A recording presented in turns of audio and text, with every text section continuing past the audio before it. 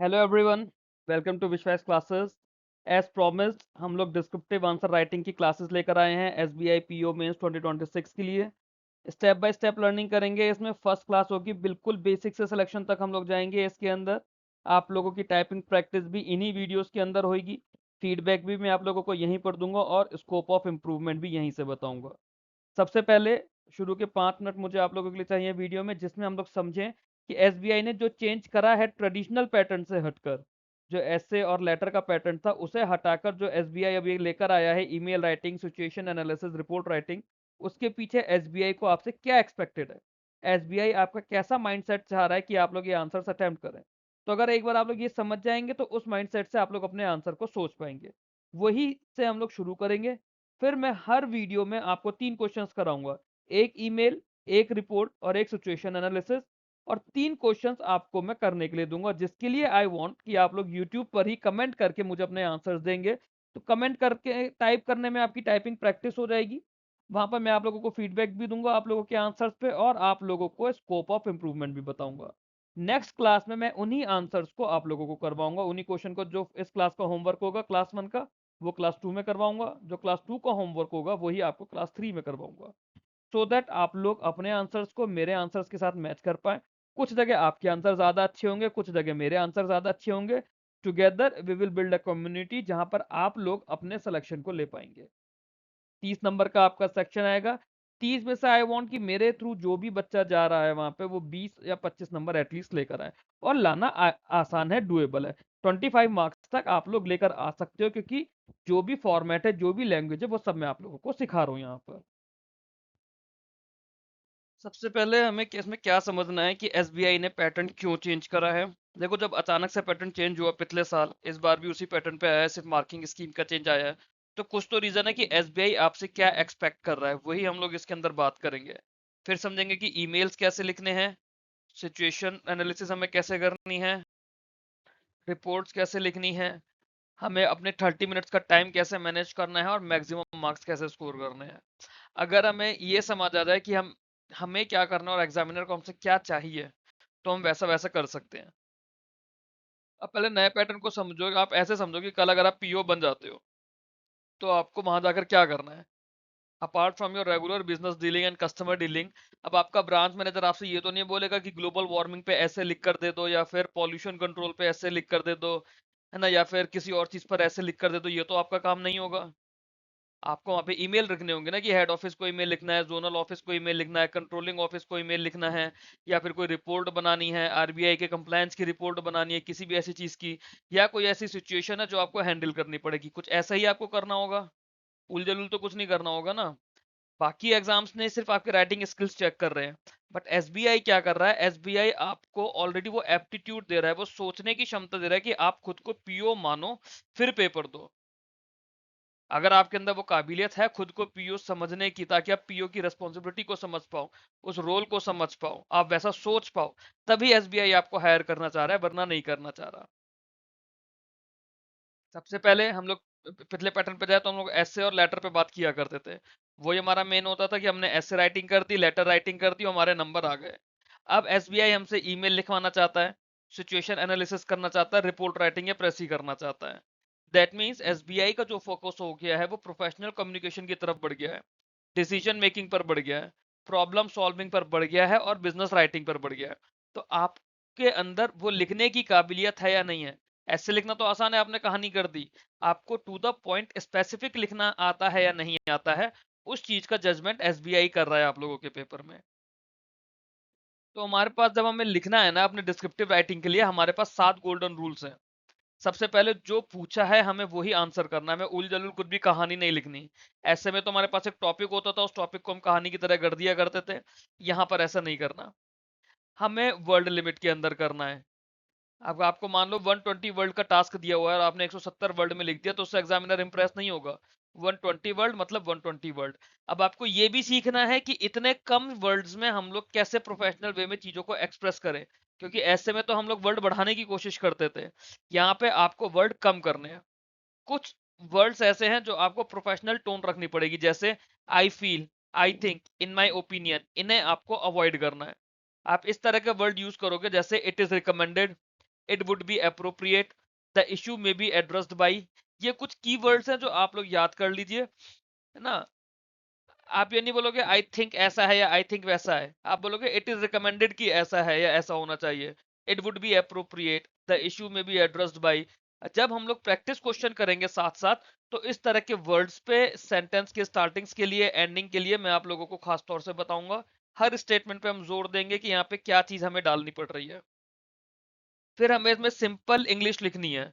शशि थरूर वाली इंग्लिश आप लोगों को नहीं लिखनी है, आपको सिंपल इंग्लिश लिखनी है, क्योंकि आप जब प्रोफेशनल वे में लिख रहे हो तो उसमें अलग अलग डायलेक्ट के अलग अलग, मतलब इंडिया के ही अलग अलग स्टेट्स के लोग होंगे, तो हर कोई उतनी एडवांस इंग्लिश समझे वो भी जरूरी नहीं है। आपका काम है कि सही तरह से सही इंग्लिश में अपने मैसेज को प्रॉपरली ट्रांसफर करना।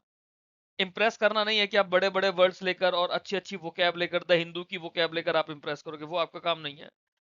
एक पैराग्राफ में एक आइडिया रहेगा, और शॉर्ट पैराग्राफ ज्यादा बेटर होते हैं, बहुत बड़े बड़े पैराग्राफ नहीं लिखने। दूसरा, आपकी वर्ड लिमिट भी 120 से 150 वर्ड्स के आसपास की होगी, तो बहुत ज्यादा आपके पास स्कोप भी नहीं होगा कहानी गोल गोल घुमाने का। हर आंसर के अंदर तीन पार्ट तो रहेंगे रहेंगे, एक बिगनिंग, एक मिडिल और एक एंडिंग। तीनों पार्ट जरूरी हैं, बिगनिंग, मिडिल और एंडिंग। हम लोग अपने अभी स्पेसिफिक क्वेश्चन पर जाकर समझेंगे कैसे कैसे हमें क्या करना है। और मोस्ट इंपॉर्टेंटली, आप खुद को एक बैंकर की तरह समझो, कि आप एक एस्पिरेंट, एक कैंडिडेट की तरह आपको नहीं सोचना। You have to think like you are a banker. अब इसको कुछ इस तरह से देखते हैं कि कुछ हम लोग सैंपल क्वेश्चंस करते हैं। सैंपल क्वेश्चन में पहले एक ईमेल करेंगे, एक सिचुएशन करेंगे और एक रिपोर्ट करेंगे। फिर नेक्स्ट क्लास से हम लोग प्रैक्टिस सेट करेंगे, जिसमें एक ईमेल, एक रिपोर्ट और एक सिचुएशन। ऐसे में आप लोगों को apart from this video 5 videos pre से, सॉरी, आपके प्री से पहले कराऊंगा, 5 वीडियोस मेन मेन से पहले कराऊंगा। टोटल आप लोगों को 10 वीडियोस प्रैक्टिस के लिए रहेंगे और एक वीडियो ये। Total 11 email, 11 report, 11 situation. अगर रेस्पॉन्स अच्छा रहा तब ये काउंट बढ़ाने की कोशिश करेंगे आप लोगों के प्री के बाद में। ईमेल की हम लोग जब बात करते हैं, तो ईमेल में हमारा 4 स्टेप ईमेल फ्रेमवर्क की हम लोग बात करेंगे, PIAC। पी होगा हमारा पर्पस, आई होगा इंफॉर्मेशन, ए होगा एक्शन रिक्वायर्ड, सी होगा कर्टियस क्लोजिंग। पर्पस में आपको ये पता होना चाहिए आप ईमेल क्यों लिख रहे हो, आप किस लिए लिख रहे हो, और पहली ही लाइन के अंदर आपका ये ऑब्जेक्टिव क्लियर होना चाहिए। I am writing this regarding so and so and so. Information, जो भी आपके पर्पस से रिलेटेड रेलेवेंट इंफॉर्मेशन है, रेलेवेंट इंफॉर्मेशन आपको प्रोवाइड करनी पड़ेगी। बैकग्राउंड स्टोरीज नहीं देनी है, कोई फालतू की बैकग्राउंड नहीं कि 2 साल पहले ऐसा हुआ था, 3 साल पहले ऐसा हुआ था। आपको रिलेटेड और रेलेवेंट इंफॉर्मेशन देनी है। फिर एक्शन रिक्वायर्ड, आप जब किसी को कुछ ईमेल लिख रहे हो तो आपको उससे कुछ एक्सपेक्टेशन है ना, वो क्या करेगा, वो आपके उस पर कोई तो एक्शन लेगा, आपको अप्रूवल देगा, आपको परमिशन देगा। आपने कुछ उसे करने के लिए बोला है, वो ऐसा एक्शन करके बताएगा। आपने कुछ सजेशन मांगा है, वो आपको सजेशन देगा।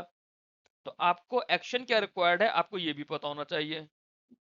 और फिर कर्टियस क्लोजिंग, कर्टियस क्लोजिंग के अंदर ये बहुत जरूरी है कि आप थैंक द रेसिपिएंट करोगे और एंड करोगे प्रोफेशनली।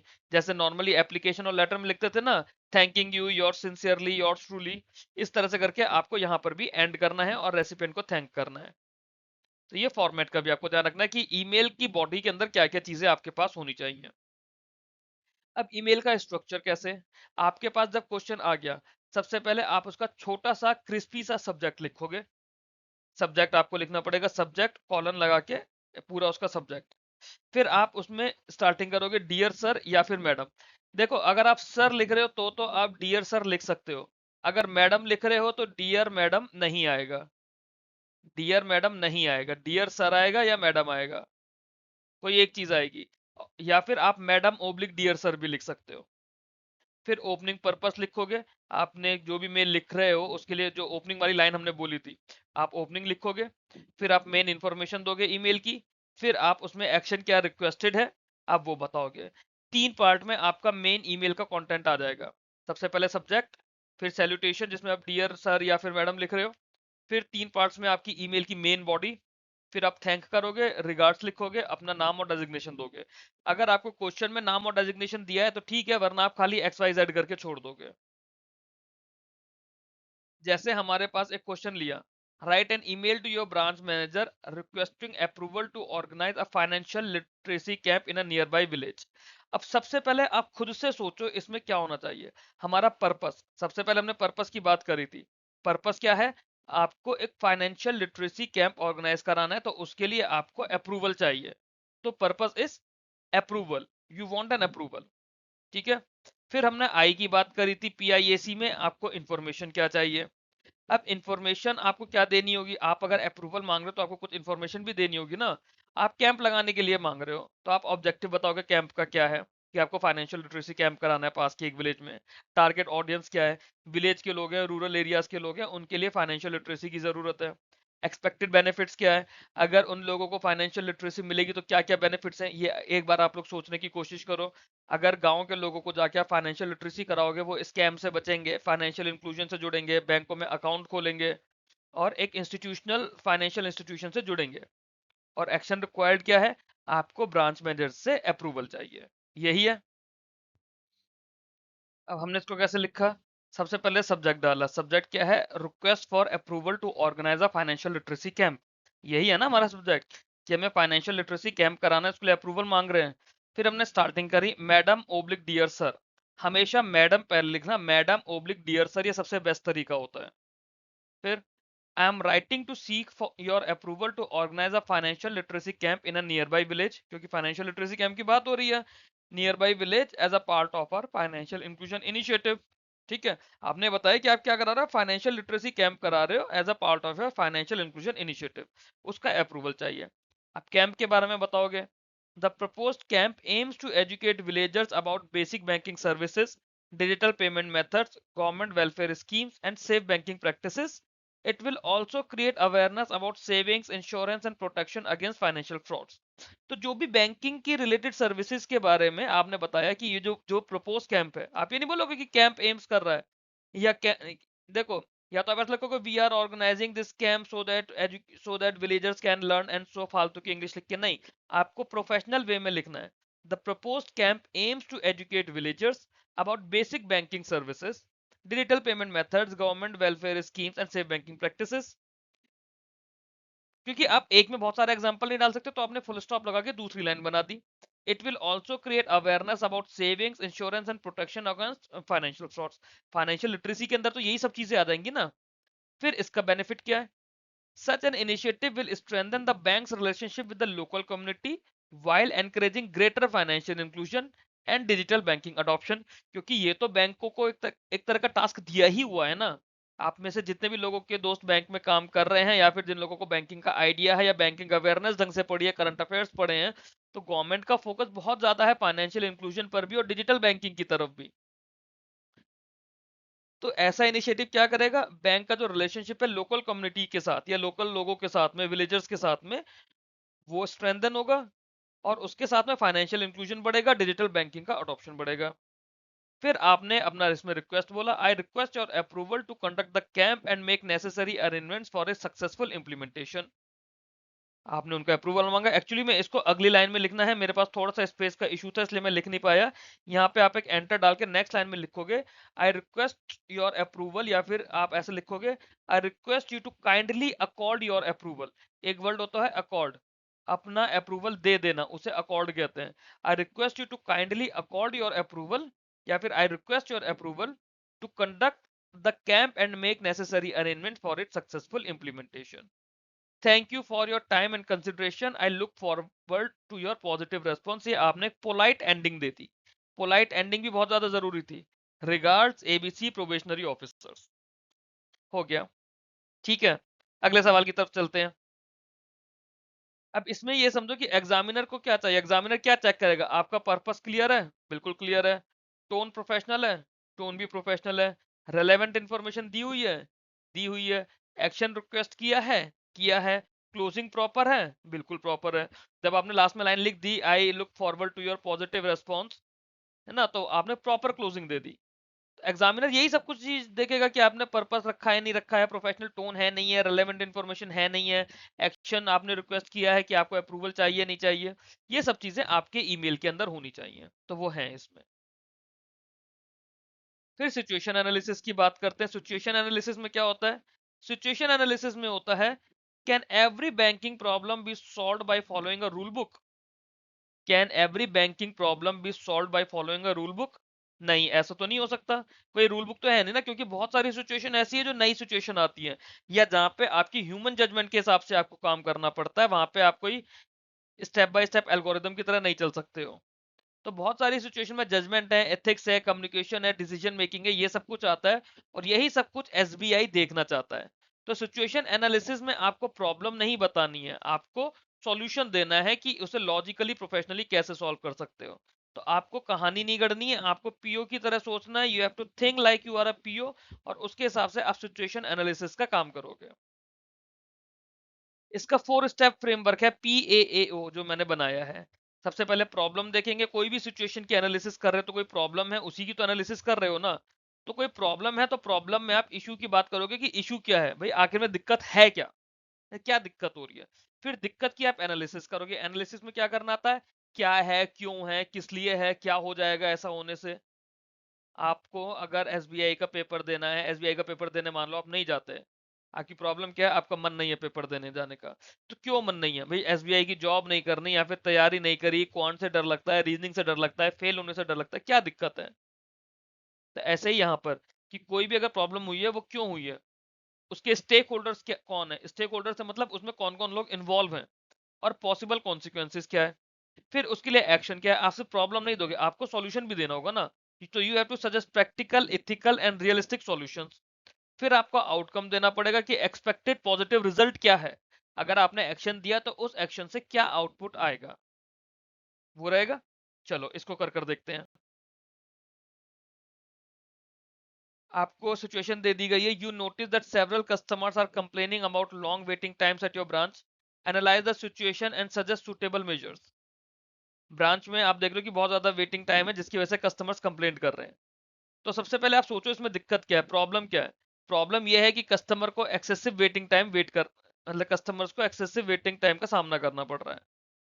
फिर आप इसकी एनालिसिस करोगे कि ऐसा है क्यों, आपको कस्टमर का वेटिंग टाइम क्यों है। आपके पास या तो स्टाफ शॉर्टेज होगी, या फिर हाई कस्टमर फुटफॉल है, या फिर काम करने में टाइम लग रहा है एम्प्लॉयज को, या फिर क्यू मैनेजमेंट सही से नहीं है। यही रीजन हो सकते हैं। फिर आप सोचोगे इसके लिए एक्शन क्या है, जैसे टोकन सिस्टम। एसबीआई ने काफी सारी ब्रांचेस में टोकन सिस्टम करा हुआ है। पीक आवर्स पे आप एडिशनल स्टाफ को लेकर आ सकते हो, आप अपने जोनल ऑफिस से या रीजनल ऑफिस से रिक्वेस्ट कर सकते हो कि आपको एडिशनल स्टाफ मिल जाए। डिजिटल बैंकिंग एनकरेज कर सकते हो कि अब जैसे काफी सारी ब्रांचेस में हो गया है मेट्रो सिटीज में, कि आपकी कैश डिपॉजिट मशीन से है, पासबुक प्रिंटिंग मशीन से, सो दैट काउंटर का रश कम होकर वहां चला जाए। कैश निकालने के लिए आप एटीएम के लिए बोल सकते हो, अगर एटीएम कार्ड नहीं है तो अब तो जैसे एसबीआई है योनो ऐप के थ्रू कार्ड देता है, सॉरी योनो ऐप के थ्रू विड्रॉल देता है, तो आप डिजिटल बैंकिंग को प्रमोट कर सकते हो। और एक सेपरेट हेल्प डेस्क भी ओपन कर सकते हो, हेल्प डेस्क के लिए मे आई हेल्प यू वाली। इसी तरह का एक्शन होगा। और आउटकम क्या होगा, आउटकम ये निकलेगा अगर आप ऐसा करते हो कि कस्टमर सेटिस्फेक्शन बढ़ जाएगा, ब्रांच के ऑपरेशंस एफिशिएंट हो जाएंगे। कुछ इस तरह से। ये आपने सिचुएशन को हैंडल नहीं करा है, सिचुएशन की एनालिसिस करी है। तो आप एक तरह से सजेशन हो सकता है कि सिचुएशन एनालिसिस करके आप इसको एज अ सजेशन भी दे सकते हो, या फिर यहाँ पे तो हमें सिर्फ सिचुएशन एनालिसिस देनी है कि हमारे पास क्या प्रॉब्लम है, उस प्रॉब्लम के रीजन क्या है, उस प्रॉब्लम को सॉल्व करने के लिए क्या एक्शन लिया जा सकता है, और उन एक्शंस पे आउटकम क्या आएगा। अब यही जो हमने, तो सिचुएशन एनालिसिस पे जाते हैं। बहुत सारे कस्टमर्स हैं, they are complaining about long waiting times indicate an operational issue that can negatively affect customer satisfaction and bank's reputation. ठीक है, आपकी सिचुएशन यही है ना, कि there are several customers complaining about long waiting times indicate an operational issue that can negatively affect customer satisfaction and bank reputation. The problem may arise due to heavy customer footfall, limited staff availability, slow transaction processing, or inadequate queue management during peak hours. As a responsible officer, I would first identify the root causes by reviewing branch operation and customer flow. तो आप इसमें खुद ही बताओगे ना कि आप क्या कर रहे हो। एज अ रेस्पॉन्सिबल ऑफिसर आप क्या करोगे, I would first identify the root causes by reviewing branch operation and customer flow. Additional staff may be deployed during the busy hours. A token management system can be introduced, and a separate counters may be arranged for quick services. Customers should also be encouraged to use digital banking channels for routine transactions through awareness and assistance. आपने solution भी दिया कि क्या हो जाएगा। सबसे पहले आपने बताया कि ये इशू है और उस इशू के रीजंस क्या हैं, वो आपने पहले पैराग्राफ में ही बता दिया। दूसरे पैराग्राफ में बता दिया एज अ रिस्पॉन्सिबल ऑफिसर आप क्या करोगे, आप रूट कॉजेज को आइडेंटिफाई करने की कोशिश करोगे by reviewing branch operations and customer flow. फिर आप बताओगे कि इसके अंदर आप एडिशनल स्टाफ रख सकते हो, deployed during peak hours, token management system लगा सकते हो, सेपरेट काउंटर्स अरेंज कर सकते हो, और उसके अलावा कस्टमर्स को डिजिटल बैंकिंग चैनल्स के लिए बोला जा सकता है for routine transaction through awareness and assistance. These measures will reduce waiting time, improve operational efficiency, enhance customer experience and strengthen public confidence in the bank। 120 words का छोटा सा आंसर था, आपका हो गया। एग्जामिनर इसमें क्या देखेगा कि आपने प्रॉब्लम का करेक्ट आइडेंटिफिकेशन करा नहीं करा, लॉजिकल एनालिसिस की नहीं की, प्रैक्टिकल सॉल्यूशन दिया नहीं दिया, प्रोफेशनल थिंकिंग थी या नहीं, और पॉजिटिव कंक्लूजन दिया या नहीं दिया। पॉजिटिव कंक्लूजन देना जरूरी है, क्योंकि कोई भी सिचुएशन है, अगर आप नेगेटिव कंक्लूजन दोगे तो मतलब आपने तो हार मान ली कि इसे हम ठीक कर ही नहीं सकते, या इससे तो बुरा ही होगा, अच्छा हो ही नहीं सकता इसके अंदर कुछ भी।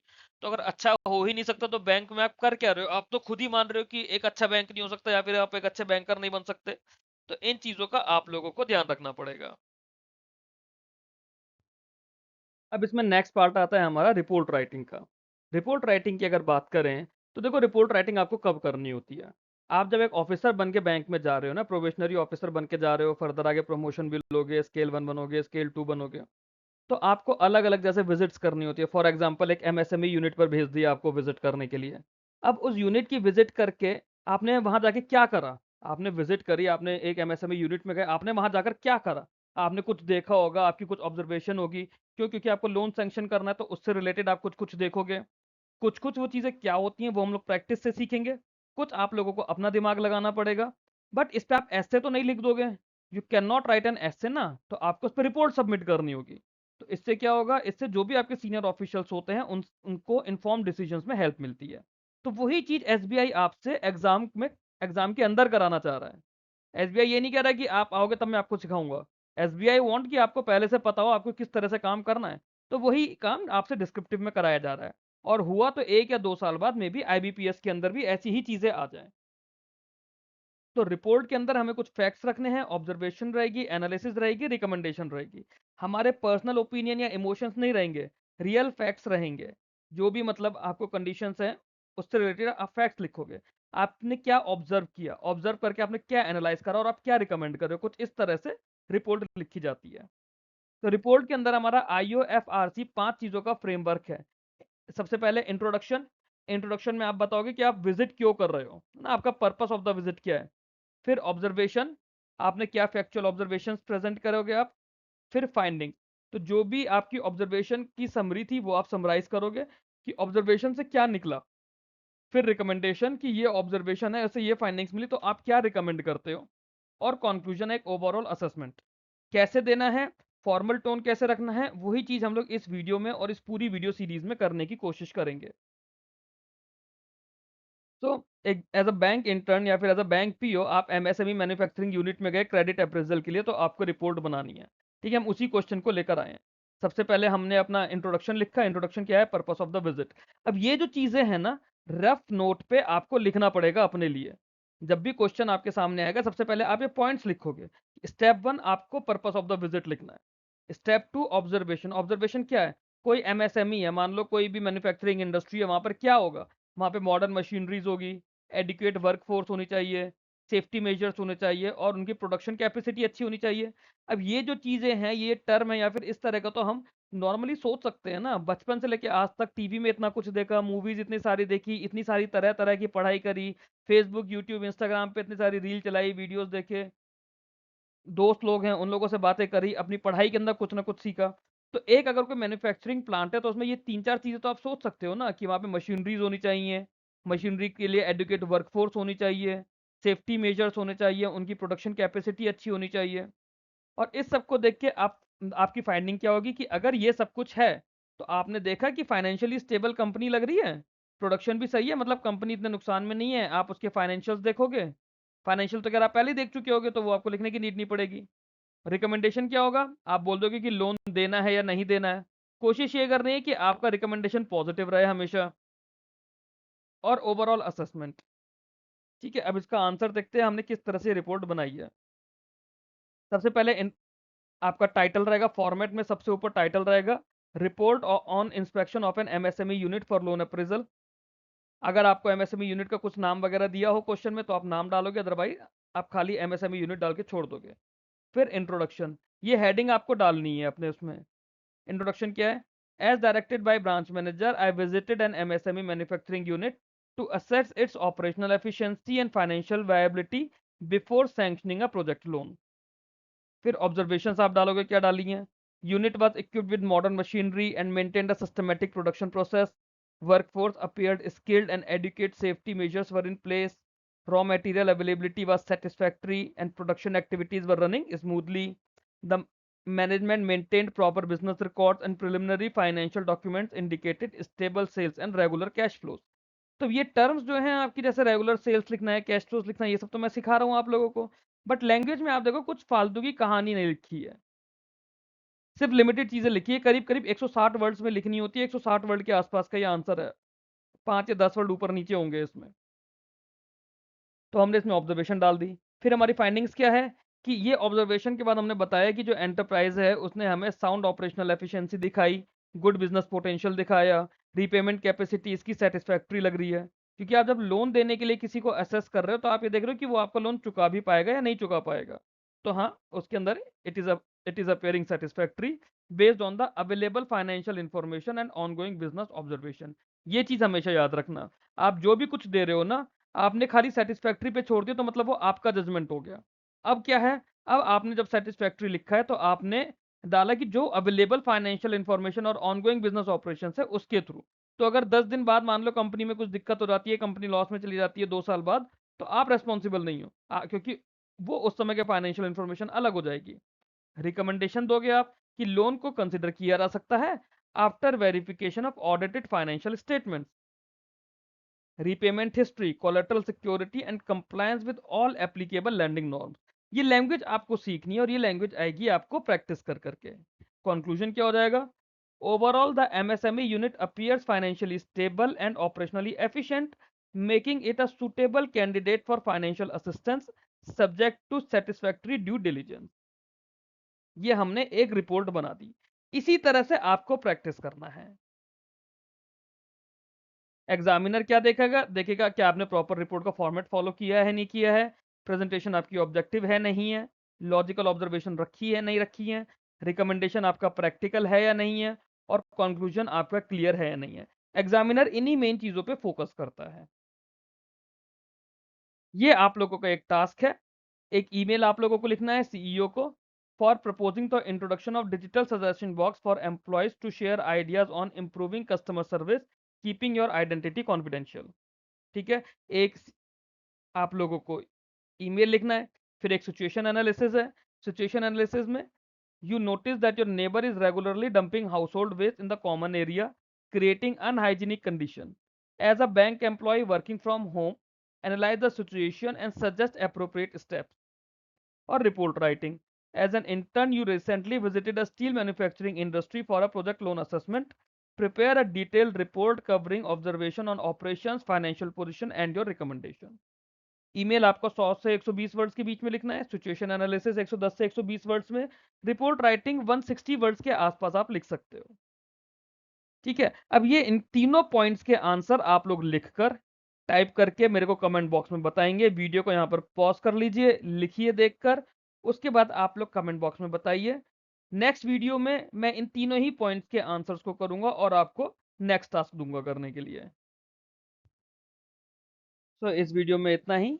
कोशिश करिए कि जो आप लोगों को होमवर्क के क्वेश्चंस दिए हैं उन क्वेश्चंस के आंसर आप लोग टाइप करें।